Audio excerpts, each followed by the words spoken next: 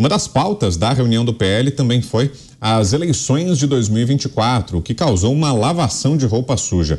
Depois de Michele Bolsonaro dizer que falta espírito de oposição a alguns membros da sigla no Congresso, o deputado Ricardo Salles fez um desabafo.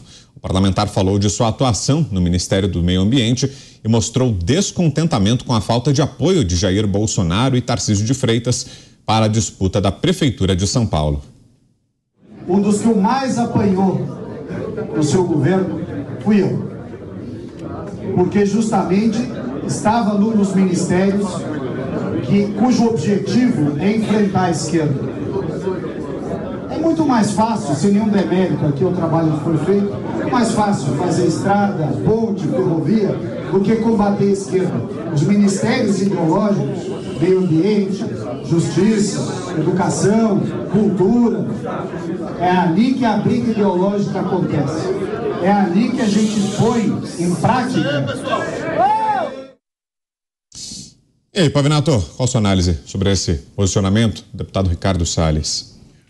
O deputado Ricardo Salles, ele está fazendo aquilo para o qual ele foi eleito para fazer. Então, ele merece todo o meu respeito, porque ele, na sua campanha, tinha uma plataforma de direita e ele não está traindo a plataforma de direita pela qual, aliás, ele foi eleito. Essa reforma tributária, senhores, ela quer simplificar o regime dos tributos. Então vamos imaginar que tributo é uma pergunta. Assim, tributos, a resposta hoje é muito complexa. Uma simplificação dessa pergunta, tributos, seria então uma resposta simples ou até uma resposta complexa, porque a resposta hoje é muito complexa. Mas essa reforma hoje, ela nos coloca na seguinte situação: tributos, e a resposta é inconclusiva.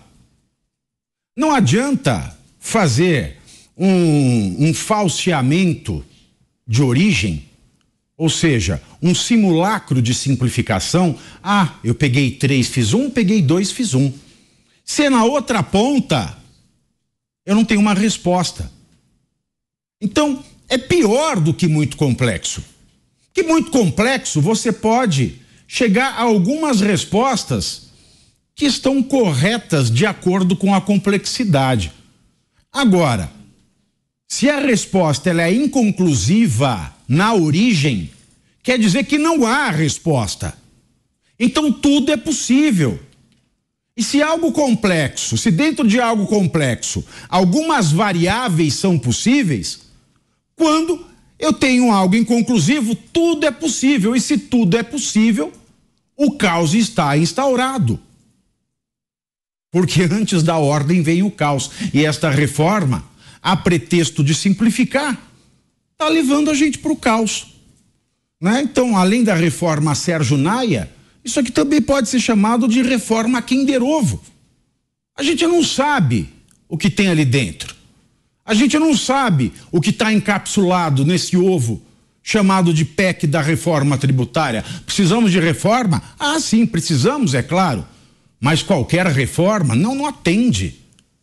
Nós precisamos de reforma? Precisamos sim de reforma. Mas a gente precisa ver o terreno, que não vai construir um prédio de tantos andares num terreno que não tenha uma tubulação para água e esgoto, fiação para eletricidade, ou que o solo não suporte tantos andares, em que as bases não sejam firmes. E reforma Sérgio Naia, para mim, é o nome perfeito, porque você não calcula nada disso, ergue um prédio, vende, engana, e aí o prédio cai, que era um castelo de areia. Essa reforma tributária, ela me preocupa muito mais do que a regulação do ambiente virtual, do que a PL da censura, como nós dizíamos. Essa reforma tributária, mais do que regular o ambiente virtual, que não é a área dela, não é a praia dela, ela está regulamentando o nosso ambiente natural. Como assim? Essa reforma tributária, porque este Conselho Federal, que vai começar em ano de eleição, senhores, que pode estar na mão do governo Lula no ano de eleição, que vai ter na mão o Banco Central, vai ter na mão as emendas parlamentares, vai ter na mão, possivelmente, esse Conselho Federal Tributário, porque, repito, se nada foi dito na PEC, tudo pode ser dito pelo comentarista. Logo, como assim regular o nosso ambiente natural? Porque se esse conselho vai poder, eventualmente, agir como age o Lula com relação aos parlamentares, e falo desse conselho atuando em relação às prefeituras, que vão, está no ano eleitoral presidencial e vão ter que fechar com algum candidato, e esse candidato é o que vai concorrer à reeleição, e ele disse isso em entrevista ao SBT ontem, o presidente Lula, que já pensa, mais uma vez ele disse isso, que já pensa na reeleição. Nós estamos aqui falando que o nosso município, ele vai estar nas mãos de quem estiver no poder federal. Como assim? A minha cidade, eu olho o mapa eleitoral daquela cidade, e naquela cidade o Bolsonaro ganhou em 2022. Será que vai ser mais difícil para essa cidade obter recursos? Será que vai ser mais difícil eu ter saúde na minha cidade? Eu ter atendimento médico, eu ter o medicamento, eu ter um SUS, eu ter a educação pública gratuita de qualidade? Será que vai ser mais difícil na minha cidade ter pavimentação, ter o asfalto bem feito, ter calçadas sem buracos? Será que vai ser mais difícil ou mais fácil para ter creche na minha cidade? Será que vai ser mais difícil ou mais fácil eu ter uma iluminação pública boa, não ter ruas escuras? Será que vai ser mais difícil ou mais fácil eu ter na minha cidade uma assistência social que consiga dar conta, por exemplo, de moradores de rua? Será que na minha cidade vai ser mais difícil ou mais fácil viver? Será que a minha cidade, porque ela tem um histórico de votar na direita, vai ser melhor ou vai ser pior para viver? Essa reforma tributária, do jeito que está, ela é a verdadeira regulação das nossas redes naturais, dos nossos hábitats, dos lugares de onde a gente mora, dos lugares de onde a gente sente na pele o que é ser brasileiro. Portanto, para mim é muito mais preocupante do que aquela ideia de reforma, de regulamentação do ambiente virtual, das redes sociais. Porque essa reforma tributária, do jeito que está, ela pode me colocar numa situação de miserabilidade mais doída do que um silêncio numa rede social.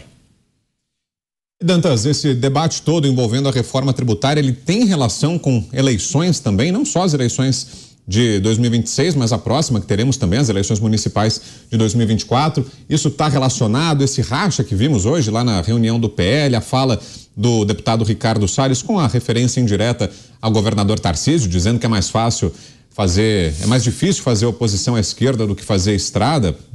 O Tarcísio foi ministro da infraestrutura. Isso tudo tem relação com eleições, com política, ou se trata só de um debate sobre a própria reforma, Dantas? Muitos temas, Brown. Olha, o que tem relação com a eleição do ano que vem? As emendas que você mencionou aí no início do programa. 2 bi e 100 de emendas parlamentares e hoje mais 5 bi de emendas PIX.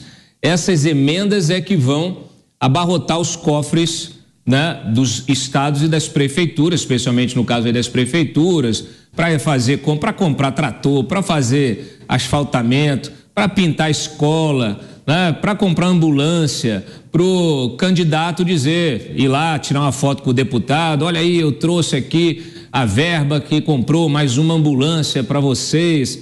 É assim que funciona a política até hoje, no Brasil inteiro, tá? Eu já cobri eleição municipal em São Paulo e flagrei distribuição de cesta básica, né? Então, é no Rincão, lá no interior da Bahia, é no Amazonas e também é na capital de São Paulo aí, aqui na capital federal também. Olha, é complicadíssimo esse cenário.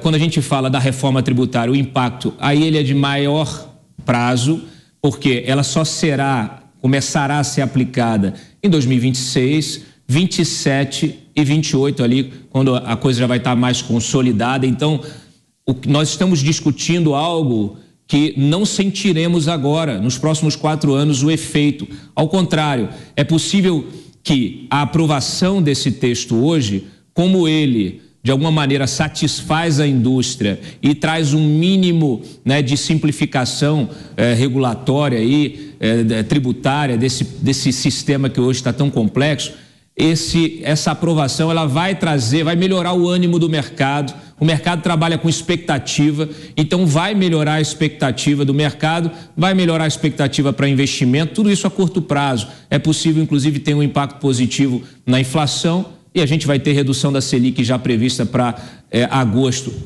Esse texto já está precificado. Então, no primeiro momento, vai ter um efeito positivo importante, vai ser um golaço.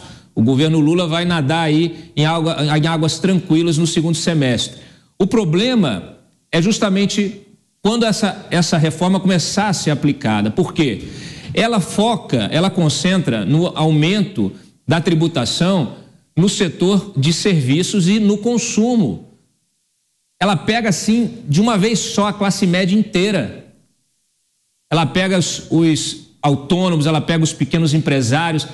E tudo isso é feito, quer dizer, você trabalha um texto para aumentar, para sobrecarregar serviços e consumo, né? Sobrecarregar essa classe média, e ao mesmo tempo você não trabalha em nenhum tipo de alívio para os empresários que empregam. Então, o que vai acontecer? Qual é o impacto disso? É a destruição da economia, é a destruição do emprego, é o fechamento de empresas, é o desemprego que vai começar a acontecer. O próprio impacto do tributário no consumo vai trazer lá na frente uma inflação que vai corroer também o poder aquisitivo. Eu já disse aqui uma vez, governos tiranos, eles trabalham sempre a partir de um método que ele passa pela destruição da economia, destruição do poder econômico das pessoas. Por quê? Porque nenhuma sociedade próspera, ela tolera a tirania, ela tolera autocratas.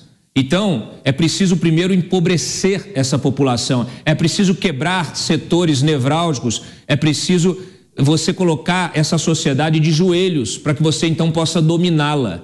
Então, existe sim uma agenda ideológica, um projeto de poder, a meu ver, por trás desse texto, que, como eu já disse no primeiro bloco, ele modifica o texto original de uma forma a ter um efeito contrário, ao centralizar, como já citou o Pavinato, em relação à distribuição dessa arrecadação, a compensação dos estados, quer dizer, centralizar isso em conselhos, que nada mais são do que aqueles velhos sovietes, e você aumentar a carga tributária para você quebrar a economia. O pensamento liberal, ele é o contrário. Quando você reduz a carga tributária, especialmente quando você retira ela do consumo, você permite que as pessoas consumam, faz a mola girar, faz a roda da economia girar. A classe média é que faz a economia girar. Por isso que Estados Unidos, China, estão investindo a sua política para fortalecer a classe média. E se você olhar aqui do lado a Venezuela, onde está a classe média na Venezuela? Não existe. Porque quando a classe média perde poder econômico, ela não vira o super rico, ela vira o miserável. Então você amplia demais a miséria. Os super ricos têm ali aqueles que fazem o patrimonialismo, o capitalismo clientelista, né, que são aqueles grupos de empresários que se beneficiam da sua influência do poder. Esses ficam super ricos, bilionários. Já vimos isso acontecer nos primeiros governos do PT. Então, para esses está tudo bem, porque para esses o Brasil não é pátria, é entreposto. Diga. Só uma observação, o começo da sua fala foi interessante, porque assim no começo melhora, né? Vai melhorar a projeção de inflação, etc. Você descreveu o efeito da droga.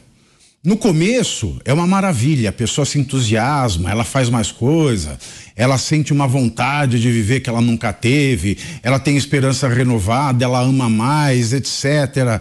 Mas depois é que ela vai ver o efeito nefasto da dependência. O ciclo que você descreveu é o ciclo da droga, é isso que eu vejo nessa reforma tributária.